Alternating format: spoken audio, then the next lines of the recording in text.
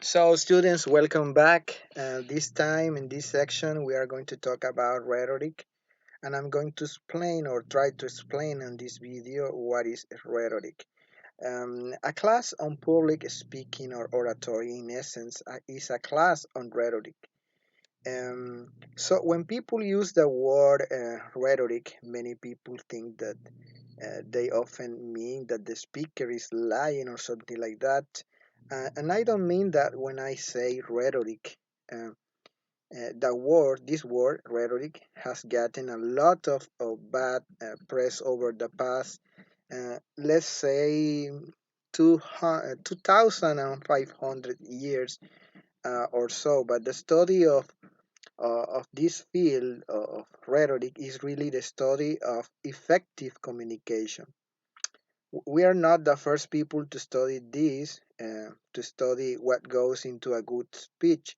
But in the past, for example, the Greeks and Romans spent a lot of time thinking about what sounds good, what looks good, and what works well for an audience when you speak in front of people.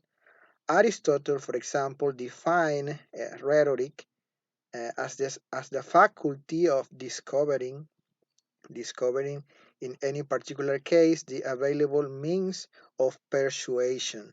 Okay, so this is very important when we talk about oratory. Persuasion is another aspect that if we have time we're going to study that in future classes. Persuasion, when we persuade people to think like us or to behave the way we want. So it's the definition of rhetoric is very analytic. Plato, on the other hand, you know who is Plato? Plato held that rhetoric is the art of winning the soul by discourse. Very motivational definition is motivation. You have to motivate people.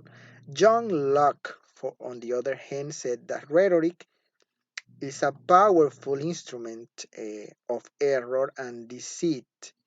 Um, the contemporary writer, whose name is Gerard Hauser, defines rhetoric as communication that attempts to coordinate social action. So pay attention to the definitions that I'm giving to you by different thinkers and writers.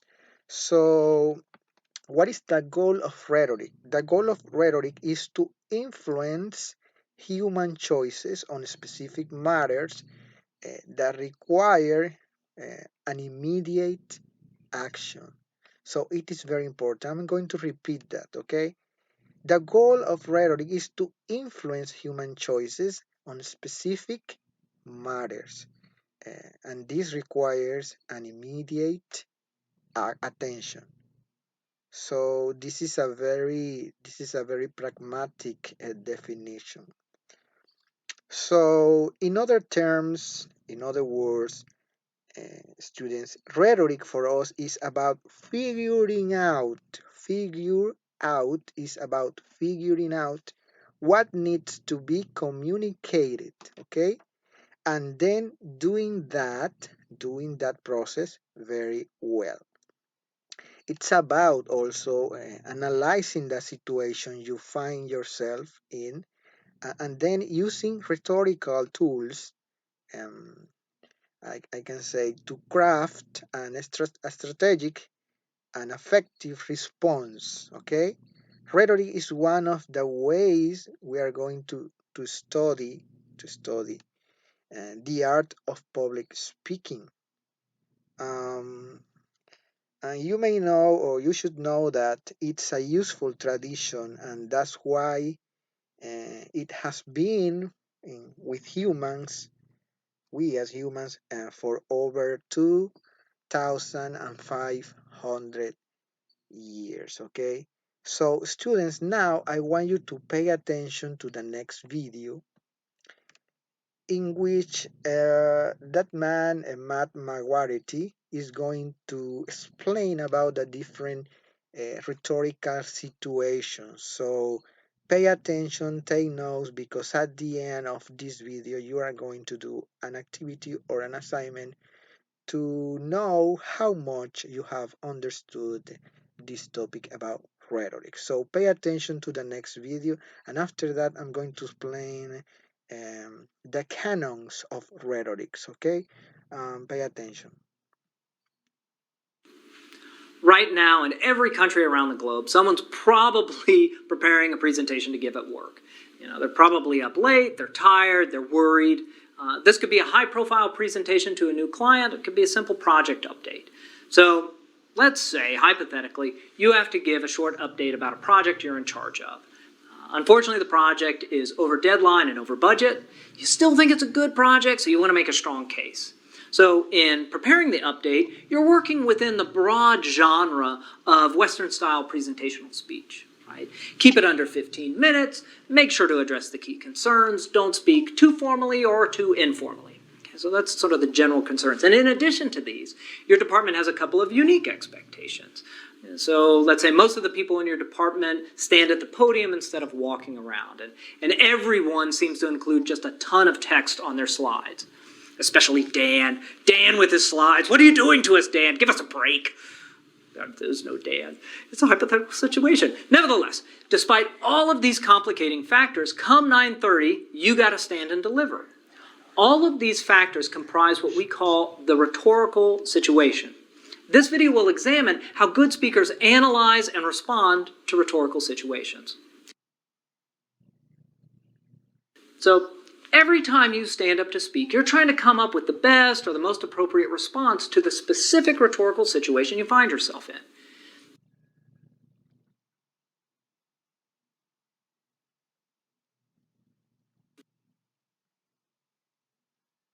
Sorry,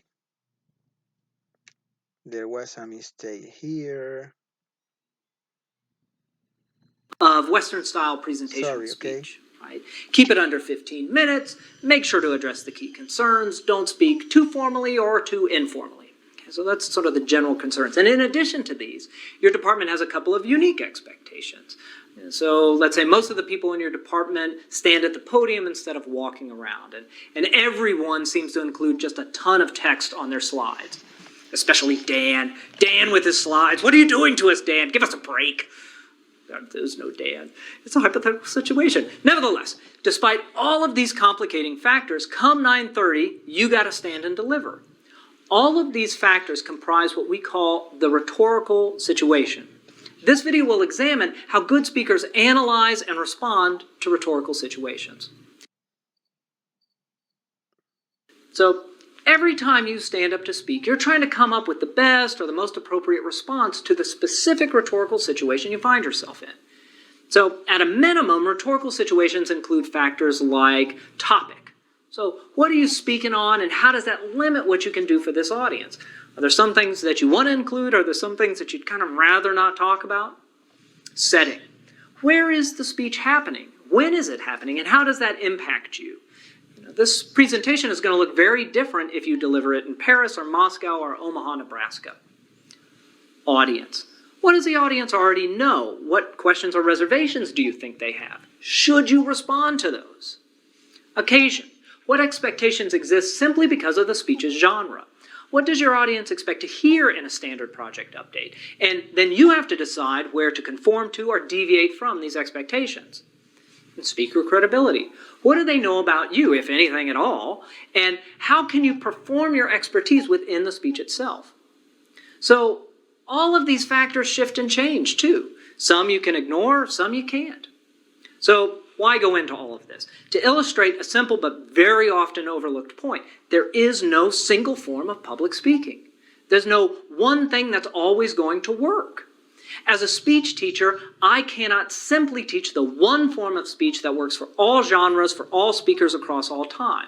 It doesn't exist. There's no Esperanto of public speaking. On the other hand, we can't just look at all the successful and unsuccessful speeches in all genres for all speakers across all time. That would take a bajillion years. That's bananas. So where does this leave us? I would say it leaves us with skills, experience, and judgment. Speaking is an intellectual and physical skill like playing sports. So, for instance, when we talk about good soccer players, we think about their ability to attack and to defend, to strategize, work with others, so on and so forth. We don't simply look at a great soccer player and we say, oh, it's their ability to track the ball. That's what makes them great. No one's having the conversation, who was better, Pele or Maradona? Well, let's talk trapping. Hallmark of greatness, as you know. No one's having that conversation because those players are not great because of a single skill. They're good because of a whole bunch of skills. Skills that they develop through experience and study and practice.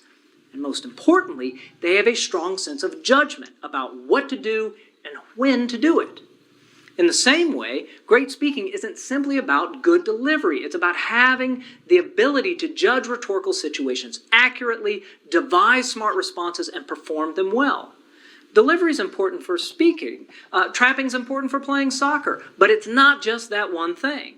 So the goal of rhetorical study and the goal of this class isn't simply to write a good speech. That's important, but the goal is to become a good speaker. And this is why speaking is so challenging. Right? It's a long-term pursuit. And not to get too tautological, but good speakers speak well because they're good speakers. Now, I would stress, I don't think they were born that way. They became good speakers by developing their skills, expanding their experience, and refining their judgment. Except maybe Dan with his slides.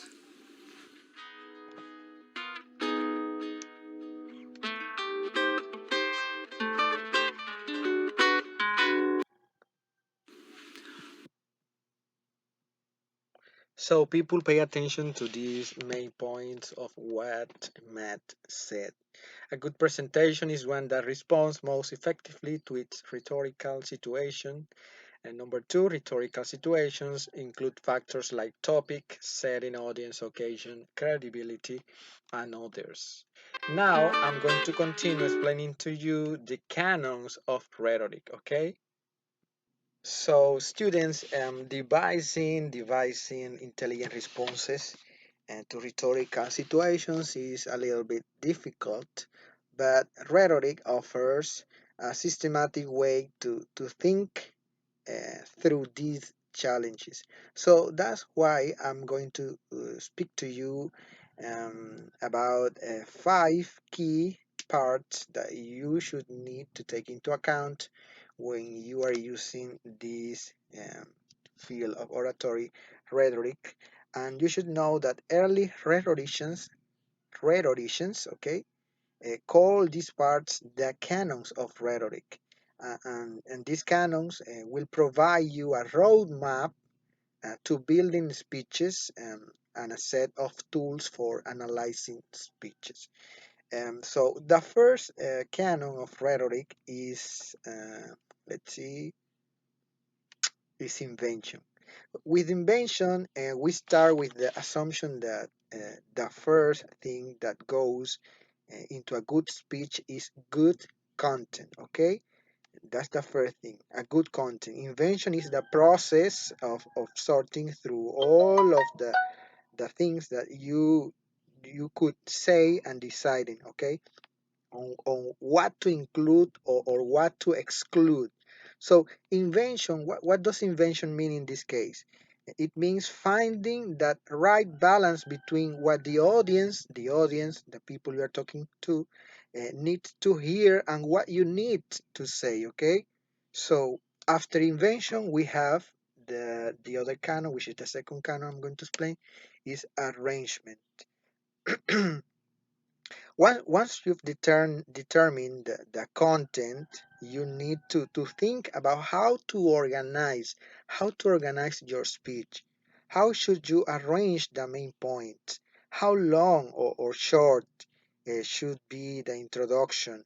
Or you need to think about how your audience is going to hear your speech in real time, okay? And that's an arrangement question. The next point, so take into account that invention is the content, arrangement is how you're going to organize your speech. The next canon is style, okay? Once you know what you will say, and the order in which you will say it, then you can start focusing on how you will say it. Some speeches are stylistically rich, In history, we have had many good speakers, for example, Abraham Lincoln's, and some others, Barack Obama, and some others that you may know. And others are more stylistically playing, say to say a conference or presentation or whatever. Okay. Um, so the next point is memory. Okay, this part this part of rhetoric was really important for the ancient Greeks and Romans, as I said previously, because they delivered really long speeches. But it remains important for us because if you forget your speech, you can really deliver it all that well. And while not memorizing your speech, word for word. You should know that speech very deeply and memory techniques so you can help yourself. After that, we have of course, you need to improvise sometimes, but when you need to prepare your speech, of course, memory is a big tool that will help you to do a good job. And now the other part or the other canon is delivery. Um, Delivery, this is usually what people worry about the most, okay? And I'm sure of that. Of course, if you've got the invention, if you got the arrangement, the style and memory parts down, delivery is probably not going to give you too many headaches. Okay, what that means, if you have done the first part, the second and the fourth part, then you shouldn't be worried about the delivery. Okay. So of course, delivery is very important, and when we talk about the projection, the intonation, the different movements that you do, your body language, these are all, of course, important parts of the performance. So these are the canons that you need to take into account when you are preparing one speech. Students, this rhetorical tradition works well for conference presentations, also um, lecturers, and also from raising pitches, so on and so forth. Okay, because rhetoric, as I told you, help us to analyze rhetorical situations and also help us to design appropriate messages and perform them well. Okay, it's very useful, it's reliable, and you have to try to put these principles into practice when you are going to uh, prepare or to deliver one speech on any subject or any field. Having said that, so it's time for you to start reading the reading number one, whose topic is speech is a natural medium of sound. So take your time to read this article that you have there on Schoology and try to analyze it, and of course try to understand the message of this. Okay, so you can stop the video here and start reading that article. So, welcome back. Now that you have read the first reading, it's time to watch this video about whose topic is Don't Treat Speaking as Writing, okay? Let's watch it now, okay?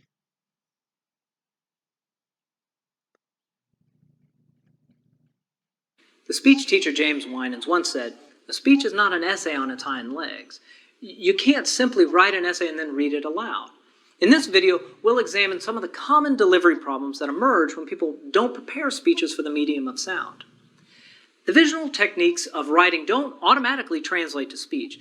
Think of it like a movie adaptation of a novel. The novel had the solitary reader in mind. There were long passages that might richly describe a room. The same room can be shown in a 5-second visual in a movie. Books and movies are different because they must be. Speeches and essays should also be different. They're different mediums. Bad speech adaptations of essays are, I would say, are more common than bad film adaptations of books. So what happens when we write speeches for the eye instead of the ear? To demonstrate this, I have a student here from my lecture at the University of Washington. So my class ended about 30 minutes ago, and she was kind enough to volunteer her time. Today, by the way, is a Friday afternoon, so her dedication is doubly impressive. And she's going to read a manuscript that I wrote about choosing the University of Washington. And this is just to have a manuscript for her to read. She's never seen it before, so basically she's going to try to make bad writing sound like good speaking. Hi, I'm Nirali. When looking into colleges, I, like most students, was concerned with picking the college that was good fit for me as a student and a college that would allow me to learn the most for a post-college career. I applied to a number of different colleges using the same basic criteria: affordability, academic reputation, and the location of the country. I ended up choosing the University of Washington because of its solid academic reputation, which was recently reflected in a number of national surveys. The fact that it was in Seattle didn't hurt. I'm happy with my choice. I look forward to a challenging and rewarding period as a full-time student and a scholar. Thank you.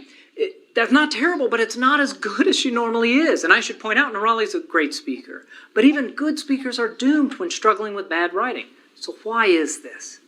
Well, let's take a look at the script. So if you look at the text here, you can see that there's so many visual signifiers that help the reader gaze visually upon the writer's intent. But when we speak, all those features are gone. So in the text, I have paragraph breaks, I've got italics, boldface, commas, semicolons, all sorts of stuff. And those visual elements are gone when I stand up to speak. Right? I can write in an italic, but I can't speak in an italic. I can stand sideways, but that's just strange and weird. No one would get what I was doing. So beyond the visual markers, what else is happening with this manuscript? Well, when you look at it, you can see the sentences are longer. So we've all been taught to write in proper sentences, but when we speak, we don't speak in sentences like that. So a reader can understand a really long sentence, but it's much harder for a listener to understand a long sentence. In terms of vocabulary, odds are we're going to hear more hedging devices and more intensifiers in conversational speech. So hedging devices are things like sort of, kind of, and intensifiers are things like very and really, and so forth. These words aren't junk. They provide important cues to listeners, but they're edited out of most essays. Pitch variation is essential to good speaking, but odds are that if you're reading a manuscript, it's probably going to be more monotone, or at the very least, the pitch variation isn't going to be as natural. And this is because it just doesn't work that way, and we can hear it in Nirali's speech. Being able to read or memorize a script like this and perform it naturally is acting. That's what acting is. Okay, actors take established words and make them sound natural. And that's why we're talking about this now. Ignoring the differences between speaking and writing is like handing an actor a bad script. Even the best artist is going to struggle to make it sound good. So as speakers, we need to write for the ear, not the eye. And this requires an understanding of the medium of speech and the mechanisms of language.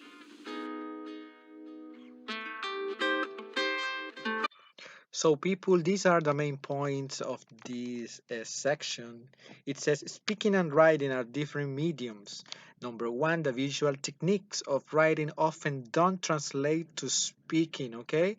The visual techniques of writing often don't translate to speaking. Number two, reading text written for the eye flatten out your natural delivery style. Number three, so write speeches. Are for the ear, not the eye. I hope you understand this point because sometimes when you are delivering one speech, it is noticeable that you are reading like if you were reading. No, you have to do it natural. You have to do it being yourself the way you are. You have your own style and you have to deliver it the way you are. So this point is very important, right? Speeches, because the speeches are for the ear and not for the eye. So students, it is time to go to the reading number two. It is a short reading and it is about how do we talk. So take your time and do this reading, okay? Once you finish, You can come back and continue watching the rest of the video.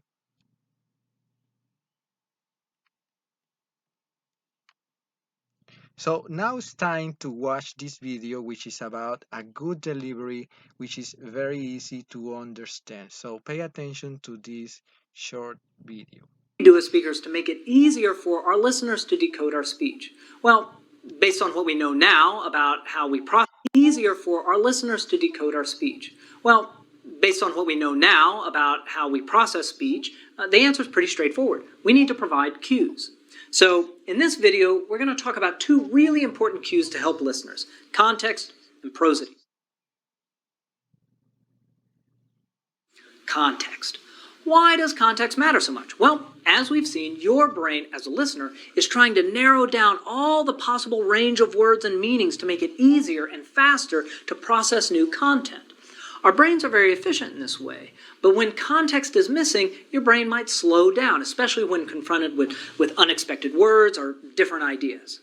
So in public speaking, we want to give audiences contextual cues. What am I talking about? Why am I talking about it? And what am I going to be talking about next?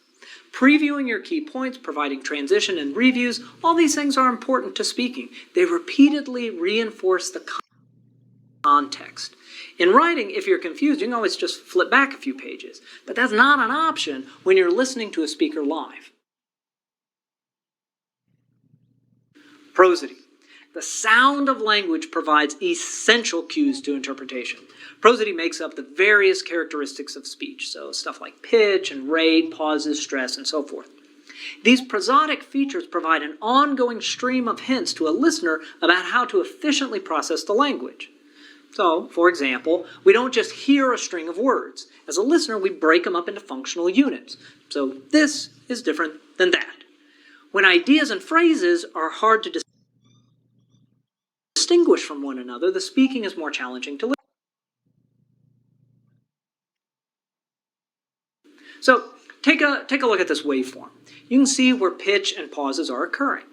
Okay, look at the pitch and pauses in this phrase. I didn't like the movie's ending, but what did you think? Right? There's lots of peaks and valleys. They break up the language. There's changing intonation signaling a question. Now look at what monotone looks like. I didn't like the movie's ending, but what do you think? Okay, not a lot of variation.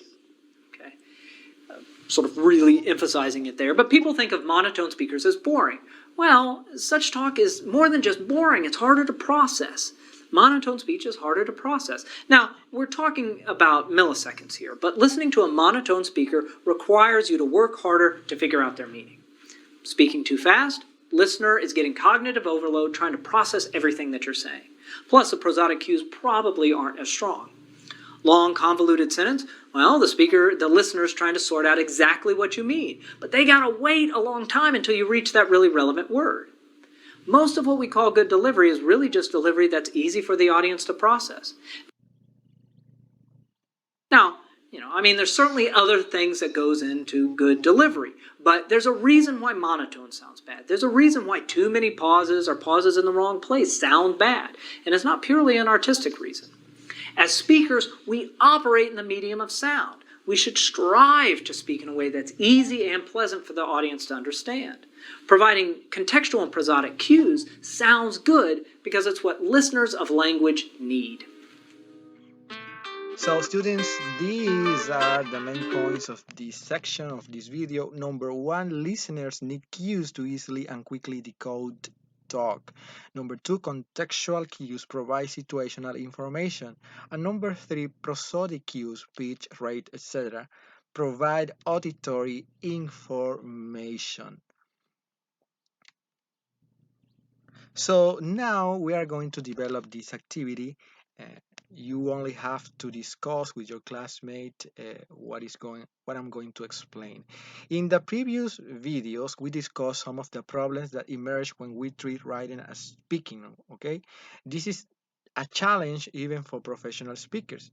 Take a look at the YouTube clips that I'm going to show you and discuss what stands out to you as a listener. Is the speaker performing a script written for the eye? Is that more monotone? Are they speaking well from a manuscript? Are they operating entirely in the oral medium? Also, take a moment and reply your classmates and give some feedback, okay? This part is going to be on Schoology, a section for this, the discussion forum number 3. So you are going to watch the videos for about 30 seconds each video and weighing on the discussion forum. So we are going to watch it, okay? The number one is Robert Reich.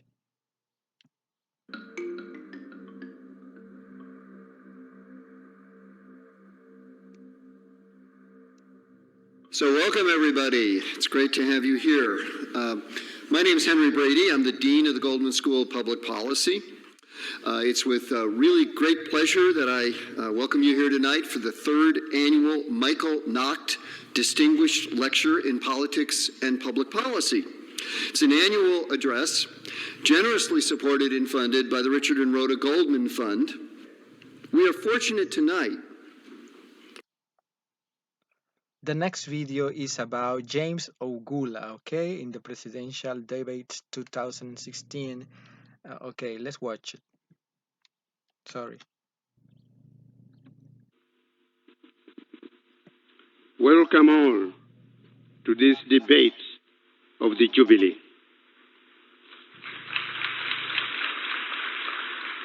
Never in the 50-year political history of Uganda has any electoral event of this magnitude ever happened before.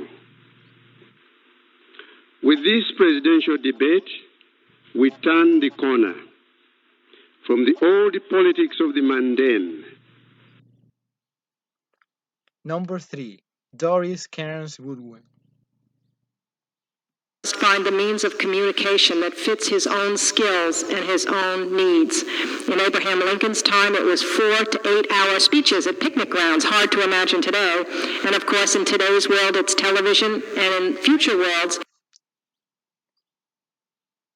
the internet in some sort of way. But somehow Roosevelt, who I will turn to next, was able to understand the ways of communicating with the American people through the radio in ways that no other president before had developed such a personal means of communication. Number 4, Bobby Jindal. I'm Bobby Jindal, Governor of Louisiana. Tonight, we witnessed a great moment in the history of our republic.